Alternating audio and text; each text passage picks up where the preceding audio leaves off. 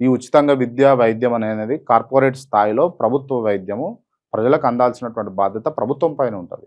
నేను మరో మొత్తుకునేదే అది. కార్పొరేట్ హాస్పిటల్‌ని తలపించే విధంగా ఎందుకు గవర్నమెంట్ హాస్పిటల్స్ లేవు అని చెప్పేసి నేను అడుగుతా. దానికి ఇప్పటి వరకు గూడా ఎవరు సమాధానం చెప్తలేరు. ఒక కార్పొరేట్ కాలేజ్‌ని తలపించే విధంగా, స్కూల్‌ను తలపించే విధంగా ఎందుకు గవర్నమెంట్ స్కూల్స్, కాలేజెస్ లేవు అని అడుగుతా. దానికి ఇప్పటి వరకు ఎవరు సమాధానం చెప్పరు. ఇప్పుడు ఈవెన్ దో రేవంత్ రెడ్డో, లేకపోతే కేటీఆరో, లేకపోతే ఎక్సెట్రా, ఎక్సెట్రా, ఎక్సెట్రా ఉన్నారు గదా! యూనియన్ మినిస్టర్‌లు గావచ్చు, బీజేపీలో ఉన్నటువంటి ఎంపీలు గావచ్చు, ఎమ్మెల్యేలు గావచ్చు, కాంగ్రెస్‌లో ఉన్న ఎమ్మెల్యేలు గావచ్చు, ఎంపీలు గావచ్చు, ఎవరి ఒక్క బిడ్డనైనా, ఎవరి యొక్క కొడుకైనా వాళ్ళు గవర్నమెంట్ స్కూల్‌లో చదువుతున్నట్టుగా మీరు చూపియ్యరు. వీళ్ళ పాలన మీద వీళ్ళకే నమ్మకం లేదు. అర్థమైతా ఉందా మీకు? గవర్నమెంట్ స్కూల్‌లా వీళ్ళ పిల్లలే చదవరు. అంటే వీళ్ళ పాలన మీద, వీళ్ళు ఇచ్చినటువంటి ఫెసిలిటీస్ మీద వీళ్ళకే నమ్మకం లేదు.